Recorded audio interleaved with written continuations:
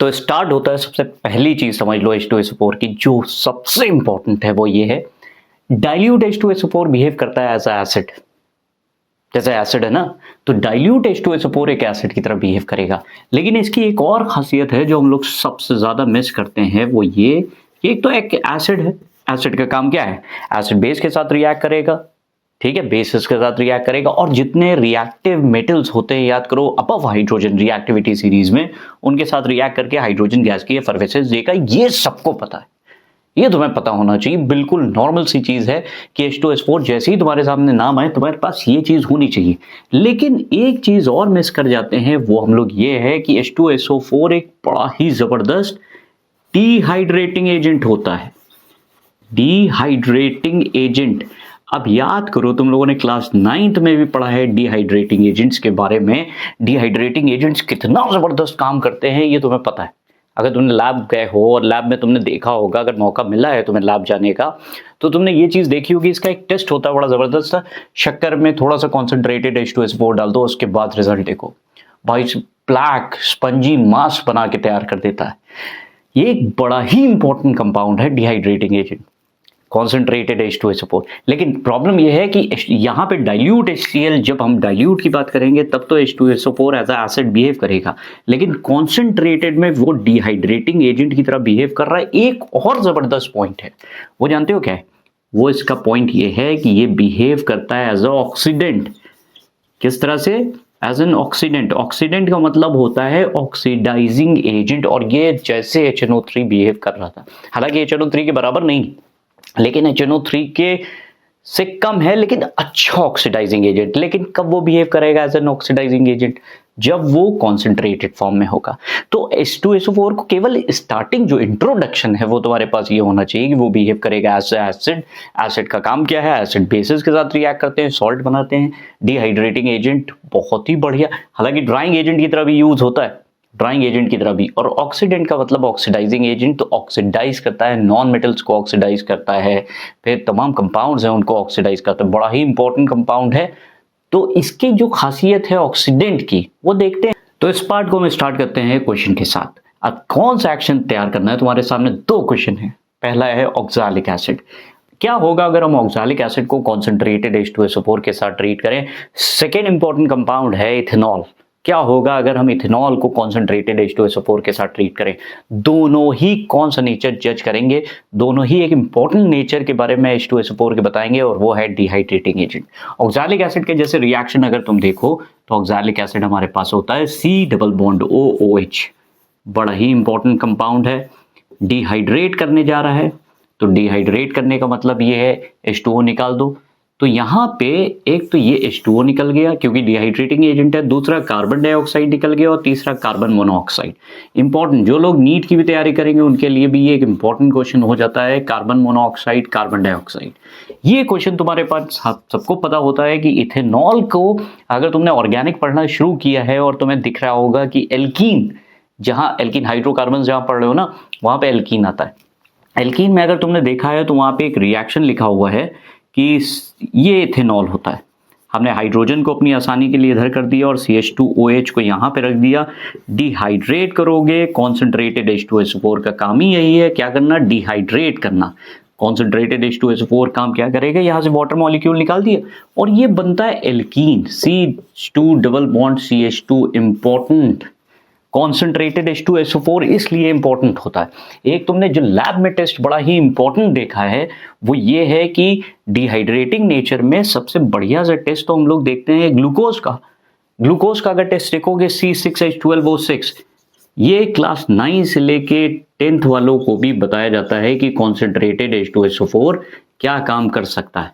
तो concentrated H2SO4 जैसे ही लोगे यहाँ पे, ये पूरी तरह से element of water, element of compound के अंदर से खींचे ले रहे हैं, कंपाउंड के अंदर से वाटर को खींच लेगा, और ये 6 कार्बन प्लस 6H2O बन के, और ये इसको चारिंग रिएक्शन भी एक तरह से कह सकते हैं कि कालापन आ जाता है पूरा कंपाउंड जो है। जैसे ही कॉन्सेंट्रेटेड H2SO4 डालोगे, ब्लैक स्पंजी मास तुम्हारे पास बन के तैयार हो जाता है।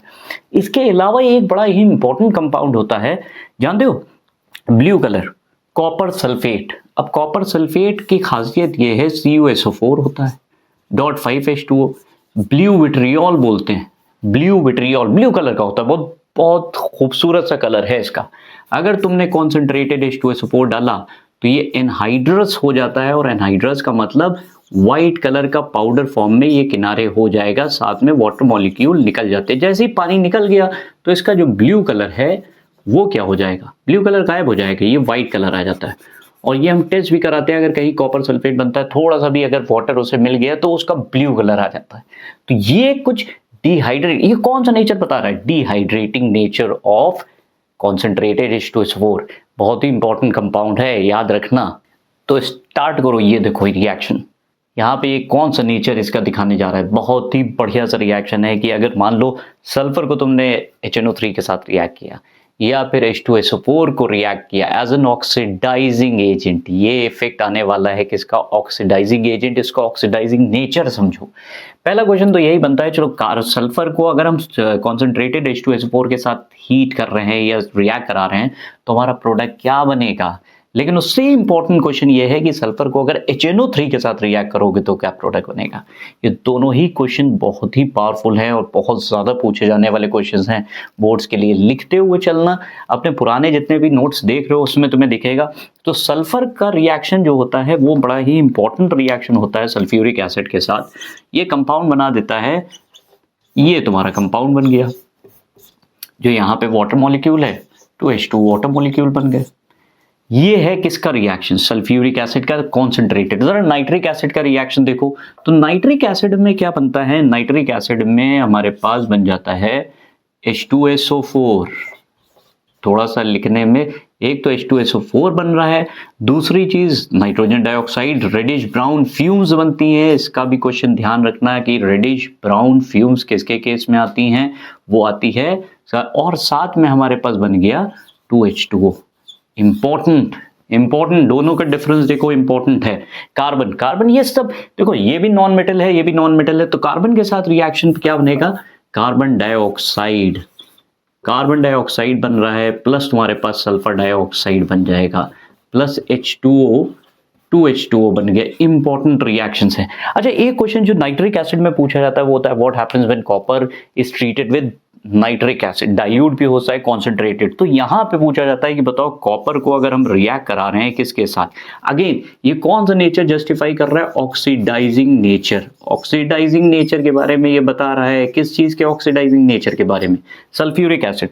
तो कॉपर को अगर तुम ट्रीट कर रहे हो सल्फ्यूरिक एसिड के साथ तो प्रोडक्ट क्या बनेगा, ये इंपॉर्टेंट हमारे पास बन जाता है कि अगर हमने सल्फ्यूरिक एसिड के साथ ट्रीट करा है तो हमारे पास क्या प्रोडक्ट बनेगा। तो कॉन्सेंट्रेटेड सल्फ्यूरिक एसिड की बात हो रही, कॉन्सेंट्रेटेड सल्फ्यूरिक एसिड इसको कन्वर्ट करा देगा CuSO4 प्लस सल्फर डाइऑक्साइड बन जाता है, प्लस H2O बन जाता है।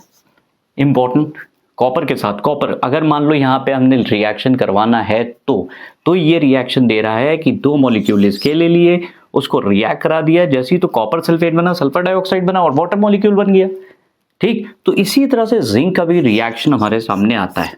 तो ये दो इंपॉर्टेंट चीजें, क्योंकि तुम्हें पता है ऑक्सीडाइजिंग एजेंट बड़ा इंपॉर्टेंट है, लेकिन उसके साथ ये रिएक्शन जो शो करता है वो इस तरह की रिएक्शंस होती हैं। ऑक्सीडाइजिंग नेचर में एक और चीज दिखती है, जैसे ब्रोमाइड्स वगैरह है, सोडियम ब्रोमाइड, तो सोडियम ब्रोमाइड को कन्वर्ट करा देता है। अब ये एक बढ़िया सा इसका तरीका है, जैसे और भी रिएक्शन दिखेंगे उसमें भी दिख जाता है। ब्रोमाइड्स को कॉन्सेंट्रेटेड H2SO4 खुद एक ऑक्सीडाइजिंग एजेंट है, इसलिए कन्वर्ट करा देगा ब्रोमीन गैस में, और ये तुम्हें एफर्वेसेंस दिखेगी रेडिश ब्राउन। ये कुछ इंपॉर्टेंट रिएक्शन है किस बिहाफ पे, behalf of oxidising nature. Next देखो, उसमें जो एसिडिक नेचर की बात आती है वो कैसे आती है।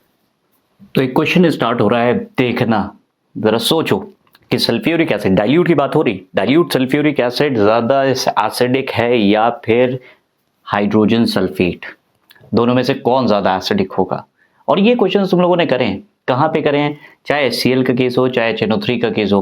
तो पता है, याद करो, तो हम लोगों ने ये कहा था कि अगर NaCl हो temperature less than 200 degree Celsius होता है, जैसे NaCl, तो NaCl के केस में जब हम HCl बना रहे थे तो कॉन्सेंट्रेटेड H2SO4 लेकर चल रहे थे, और साथ में हमने ये कहा था कि भाई temperature must be less than 200 degree Celsius, क्योंकि हमारा पहला कंपाउंड क्या बन रहा था, एक तो HCl बन रहा था और दूसरी चीज हमारे पास बन रही थी सोडियम हाइड्रोजन सल्फेट। याद आया, ठीक है। अब ये सोडियम क्योंकि एसिड जो यही चीज तुम HNO3 के केस में भी देख रहे थे। अब सल्फ्यूरिक एसिड दो पार्ट में ब्रेक करता है, क्योंकि सल्फ्यूरिक एसिड जो ब्रेक डाउन करता है, सल्फ्यूरिक एसिड का जो टूटना होता है, डाइल्यूट की बात हो रही, sulphuric acid break down into H plus plus HSO4 minus, ये पहली चीज बनती है। फिर दूसरी चीज बनती है HSO4 माइनस बाइसल्फेट, ये फर्दर H प्लस आयन देता है और बनाता है SO4 2 माइनस आयन।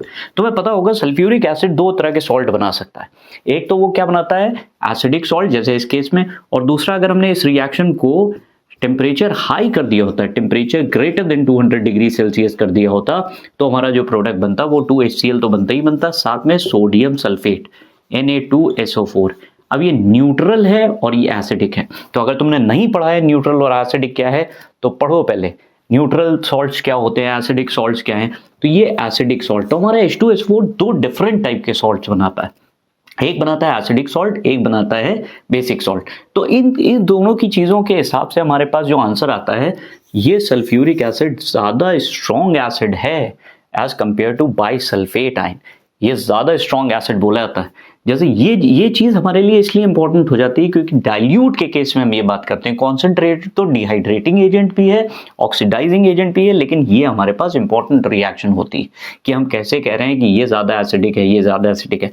बाकी जितने भी एसिड्स हैं, अगर मान लो हमने कोई एसिड की बात करी है, तो एसिड की खासियत ही यही है, वो बेसिस के साथ ट्रीट होगा। तो बेसिस के साथ ट्रीट करने का मतलब जैसे मान लो मैग्नीशियम ऑक्साइड ले लिया, बेस है, किसके साथ ट्रीट कर दें, H2SO4 के साथ।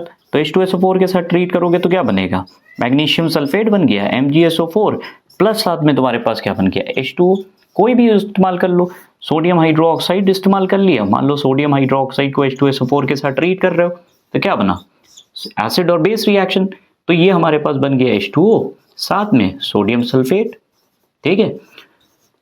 तो ये कुछ रिएक्शंस हैं, और इसमें और भी रिएक्शंस हैं जो हमारे पास पढ़ते हैं, लेकिन ये चीजें ये इंपॉर्टेंट होती चली जाती हैं। तो और रिएक्शंस भी हैं। तो देखो क्वेश्चन पूछा जाता है, what are the observation when these compound, for example zinc sulphide is treated with H2SO4, hydrogen sulphuric acid के साथ जिंक सल्फाइड का रिएक्शन क्या होगा, जिंक डाइल्यूट H2SO4 का क्या होगा। ये तमाम तरह के ऐसे क्वेश्चंस तुम्हें मिल जाते हैं। यहाँ सल्फाइड लेकर रखा है, बाइकार्बोनेट लेकर रखा है, कार्बोनेट लेकर रखा है, सल्फाइड है, मेटल्स हैं।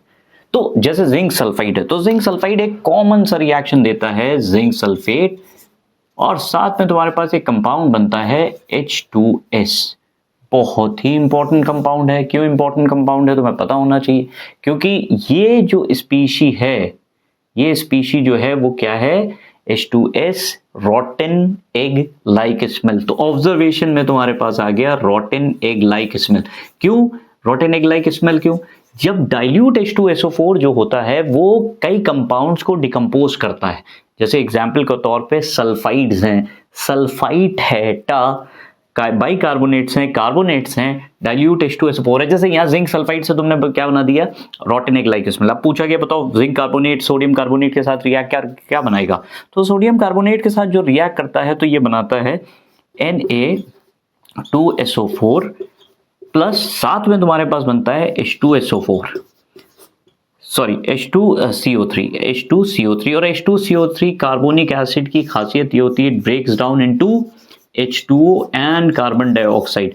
और तुम्हें पता होगा carbon dioxide turns lime water milky, करता है कि नहीं करता है भाई, टर्न्स लाइम वाटर मिल्की। तो इसलिए ये इंपॉर्टेंट चीज होती है कि सोडियम सल्फेट और कार्बोनिक एसिड। इसी तरह से बाइकार्बोनेट को ले लो, तो बाइकार्बोनेट तुम्हारे पास क्या बना देगा, Na2SO4 प्लस साथ में क्या बन गया H2CO3 फर्दर ब्रेकडाउन किसमें करेगा, फिर से कार्बन डाइऑक्साइड की एफर्वेसेंस मिल जाएगी।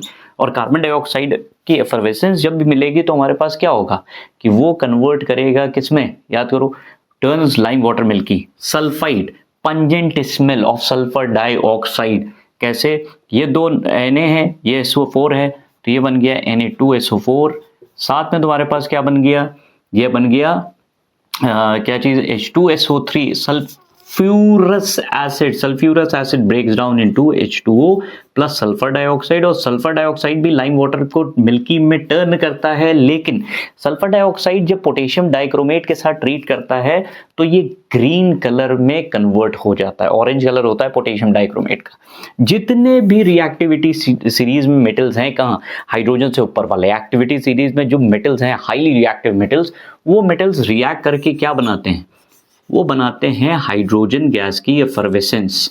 तो हाइड्रोजन गैस यहाँ से निकलती है। ये इंपॉर्टेंट चीज़ें बनती हैं कि भाई ये हमारे पास रिएक्शंस आएंगी तो हम रिएक्शंस को कैसे डील करें, किस तरह से। जैसे एक क्वेश्चन ऑक्सीडाइजिंग एजेंट का ही होता है कि हमारे पास HBr है, ये एक इम्पॉर्टेंट क्वेश्चन बन जाता है कि हमने HBr ले लिया और H2SO4 ले लिया, तो ऑक्सीडाइजिंग नेचर का ये क्वेश्चन बनता है।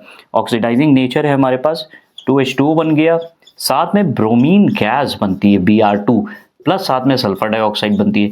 अब तुम्हें पता है ब्रोमीन गैस जो होती है वो क्या होती है, रेडिश ब्राउन कलर की होती है। तो ये ऑक्सीडाइजिंग नेचर का काम है। इसी तरह से एक क्वेश्चन पूछा जाता है कि बताओ, चलो खैर पहले ये पॉइंट देखते हैं कि यहाँ पे ये ऑब्जर्वेशन के साथ साथ रिएक्शंस भी, तो किसी तरह का भी बाइकार्बोनेट हो, मेटालिक बाइकार्बोनेट हो, सल्फाइड्स हो, सल्फाइड हो, कार्बोनेट्स हो, बाइकार्बोनेट्स हो, ये सब डाइल्यूट H2SO4 का कौन सा नेचर शो कर रहे हैं, एसिडिक नेचर। एसिडिक नेचर बना है, ये एसिडिक नेचर का काम आ रहा है, इंपॉर्टेंट चीजें हैं। तो ये देखो कॉन्टैक्ट प्रोसेस, सल्फ्यूरिक एसिड बनाने का तरीका, इंडस्ट्रियल मेथड। लेकिन इसमें तमाम तरह के क्वेश्चन बन रहे हैं। सबसे पहला क्वेश्चन ये बन रहा है कि बताओ हमारे पास, जैसे कॉन्टैक्ट टावर की बात करें, सबसे पहली चीज व्हाट इज ओलियम। ओलियम क्या होता है, ओलियम इससे कहते हैं पायरोसल्फ्यूरिक एसिड या फिर ओलियम, इसको याद रखो, वेरी इंपॉर्टेंट कंपाउंड ओलियम। तो स्टार्टिंग अगर करो तो तुम्हारे पास, जैसे इसमें एक और क्वेश्चन पूछा जाता है कि वेनेडियम पेंटाऑक्साइड का हमने यूज क्यों किया, जबकि हमारे पास एस्बेस्टॉस, प्लैटिनाइज्ड एस्बेस्टॉस का हम यूज कर सकते थे। प्लैटिनाइज्ड एस्बेस्टॉस एज अ कैटलिस्ट हम यूज कर सकते थे, लेकिन उसके बावजूद हमने वेनेडियम पेंटाऑक्साइड क्यों यूज करा। दो रीजन है। वेनेडियम प्लैटिनाइज्ड एस्बेस्टॉस की एक दिक्कत क्या है कि ये महंगा है, एफिशिएंसी इसकी हाई है, लेकिन वेनेडियम पेंटाऑक्साइड की एफिशिएंसी कम है, लेकिन ये सस्ता है और आसानी से अवेलेबल है, चीप एंड इजीली अवेलेबल। ये एक इंपॉर्टेंट क्वेश्चन बनता है। पूछा जाता है कि जैसे यहाँ पे प्रेशर जो होता है 1 to 2 एटमॉस्फेयर के आसपास होता है, ये रिएक्शन ली चैटलियर्स प्रिंसिपल डिसाइड कर रहा है। ली चैटलियर्स प्रिंसिपल थोड़ा सा सीनियर लेवल का तुम्हारा खेल है, ली चैटलियर्स प्रिंसिपल। अब ली चैटलियर्स प्रिंसिपल के हिसाब से इस रिएक्शन में हम प्रेशर को हाई रख सकते थे, जबकि 1 से 2 एटमॉस्फेयर का प्रेशर रखा गया है। अगर हम प्रेशर को हाई रखें तो हमें प्रोडक्ट ज्यादा मिलेगा, ऐसा ली चैटलियर प्रिंसिपल का कहना है। और अगर नहीं समझ में आ रहा है तो रुके रहना, क्लास 11th का ये कंसेप्ट है, थोड़ी सी मुश्किल आ सकती है, लेकिन फिलहाल के लिए याद रखो कि ली चैटलियर प्रिंसिपल के हिसाब से हमें प्रेशर अगर हाई कर देंगे तो हमारे पास सल्फर ट्राइऑक्साइड बन जाएगा, ज्यादा बनेगा। तो हमने 1 से 2 एटमॉस्फेयर प्रेशर ना रख के, हो सकता है 8-10 भी तो रख सकते थे। प्रॉब्लम ये होती है कि हाई प्रेशर की वजह से एपरेटस में इतना ज्यादा प्रेशर डेवलप हो जाता है कि वो ब्लास्ट होने के चांसेस बढ़ जाते हैं। तीसरी इंपॉर्टेंट चीज ये होती है कि सल्फर डाइऑक्साइड, आयरन पायराइड वगैरह ये सब जब बनते हैं, ये सब हमारे पास सल्फर डाइऑक्साइड, यहां तक ही बन गया सल्फर डाइऑक्साइड, जानते हो। एक इंपॉर्टेंट क्वेश्चन ये बनता है कि जब ये कंपाउंड हम सल्फर डाइऑक्साइड वगैरह बनाते हैं तो उसके साथ इंप्यूरिटीज भी आती हैं। कौन सी इंप्यूरिटीज होती है, आर्सेनस ऑक्साइड की, AS2O3, आर्सेनस ऑक्साइड, आर्सेनियस ऑक्साइड, ये इंप्यूरिटी होती है। अब इंप्यूरिटीज को हम हटाते हैं, रीजन ये है अगर इंप्यूरिटीज को नहीं हटाएंगे तो कैटलिस्ट पॉइजन्ड हो जाएगा। जब भी कभी हम इंप्यूरिटीज होती हैं हमारे पास गैसेस में, हमें प्योरिटी चाहिए, प्योर नहीं मिलेगा, इम्प्योर होगा तो हमारे पास चांसेस किस चीज के बढ़ जाएंगे कि हमारा जो कैटलिस्ट है वो क्या हो जाएगा, पॉइजन्ड कैटलिस्ट हो जाएगा। तो हमें आर्सेनस ऑक्साइड को हटाया जाता है, और आर्सेनस ऑक्साइड को हम हटाते हैं प्यूरिफिकेशन यूनिट में। इसमें डस्ट भी होती है और आर्सेनस ऑक्साइड भी है, तो डस्ट को हम आसानी से रिमूव कर सकते हैं। आर्सेनस ऑक्साइड के लिए फेरिक हाइड्रोक्साइड का यूज होता है, फेरिक हाइड्रोक्साइड से आर्सेनस ऑक्साइड को हम रिमूव कर सकते हैं। एक और क्वेश्चन, वेनेडियम पेंटाऑक्साइड तो एक कैटलिस्ट है ना, कैटलिस्ट को भी उसकी एफिशिएंसी बढ़ाने के लिए हम यूज करते हैं प्रोमोटर्स का। जैसे इस केस में हमारे पास जो प्रोमोटर आएगा पोटेशियम ऑक्साइड। तीसरी और सबसे इंपॉर्टेंट चीज कि भाई सल्फ्यूरिक एसिड जब हमारा सल्फर ट्राइऑक्साइड बन गया तो सल्फर ट्राइऑक्साइड को डायरेक्टली, क्योंकि हमें पता है sulphur trioxide when reacts with water, तो ये बनाता क्या है, सल्फर ट्राइऑक्साइड तुम्हारे पास बना के दे देगा H2SO4। लेकिन उसके बाद भी हम रिएक्शन सल्फर ट्राइऑक्साइड को डायरेक्टली एब्जॉर्प्शन टावर में हम पानी नहीं डालना है।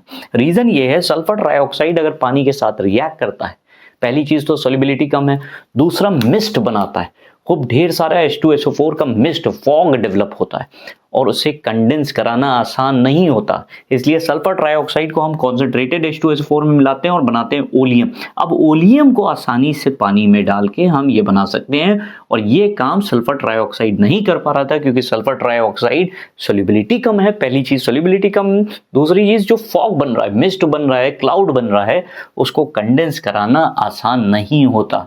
और तीसरी इंपॉर्टेंट चीज ये कि जैसे मान लो कॉन्टैक्ट टावर की, ये एक इंपॉर्टेंट रिएक्शन है, इसको तुम्हें याद रखना है, हाईली एक्सोथर्मिक। ये एक्सोथर्मिक प्रोसेस है, तो एक बार तुमने हीट कर दिया, जो तुम्हारे पास टेम्परेचर है, ये कंपाउंड है, इनको हीट कर दिया, दोबारा हीट करने की जरूरत नहीं क्योंकि एक्सोथर्मिक प्रोसेस है। इंपॉर्टेंट होता है ये कॉन्टैक्ट प्रोसेस, याद रखना।